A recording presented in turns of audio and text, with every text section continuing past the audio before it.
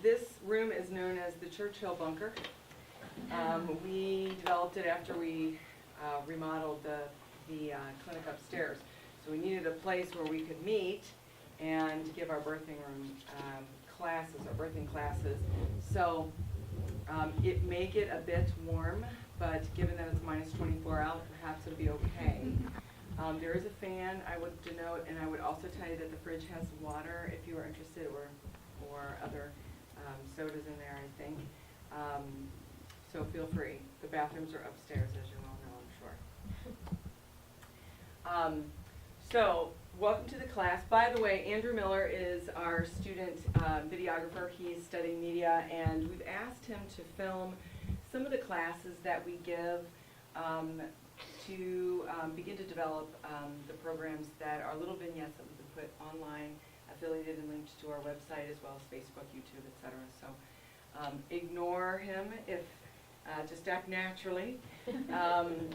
What I would say is what we're really looking for are, he's going to film me giving the talk, but if you have questions, I think we really want to capture that, because if you think about it, patients are really interested in what questions should I be asking. If you do raise your hand, and that's an open invitation at any point along the discussion, you may be filmed. If you are comfortable with that, all you need to do is sign the talent release form out there, which basically says we can show your face. Okay? And if you're not comfortable, then you can just tell us, and we'll have to we'll edit it out. Okay?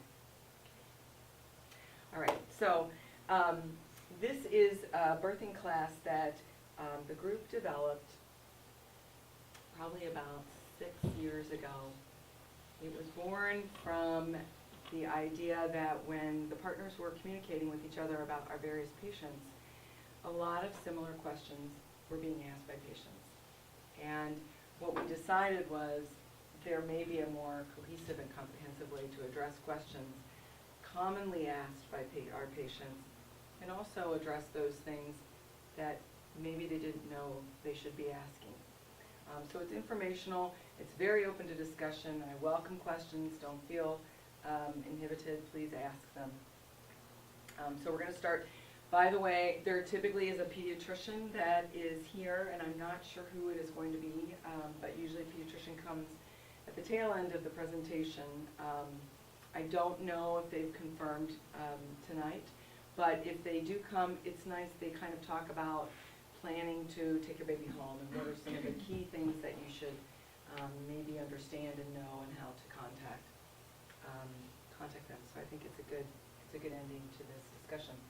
First off, we wanted to make sure you understand that the group practices in a very cohesive way. We all have very similar mindsets, and we all are very communicative with you.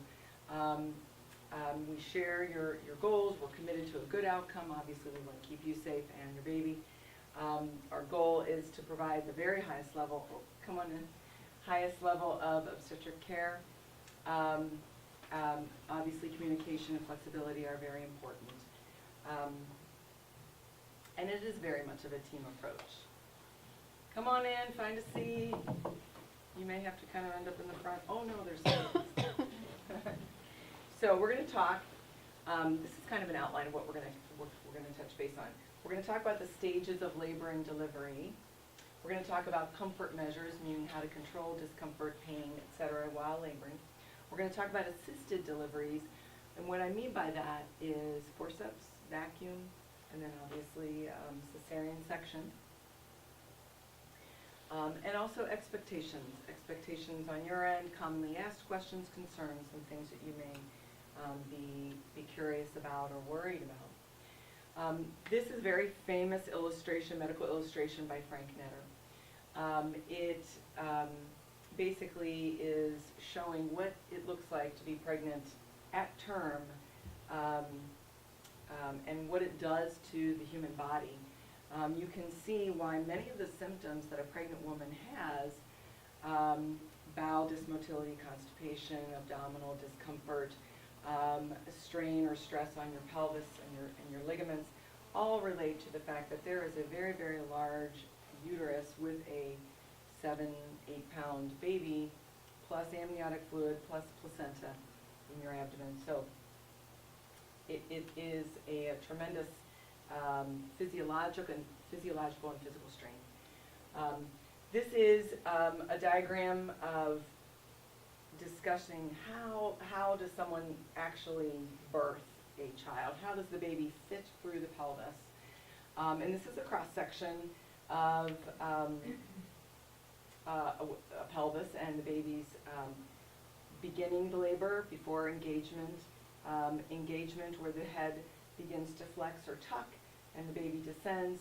Third is where there is internal rotation, maybe the baby's back turns towards the abdomen of the mother. Fourth is the complete rotation and beginning extension of the head, which is also known as crowning. 5 is complete extension or crowning. 6 is restitution, meaning the baby then converts to the more side position where the shoulder then comes underneath, the anterior shoulder comes underneath the pubic bone, and then the delivery of the posterior shoulder. I think the reason why the partners decided to put this diagram in, even though it's a little complicated and small, is I think there's a misconception that the baby is how babies are born, that baby is somehow shot out of the pelvis or pulled out of the pelvis, and it really is a navigational course through the bony confines of the pelvis, which means underneath the pubic bone, down along the sacrum. So it is much more of a gentler procedure than I think sometimes we envision.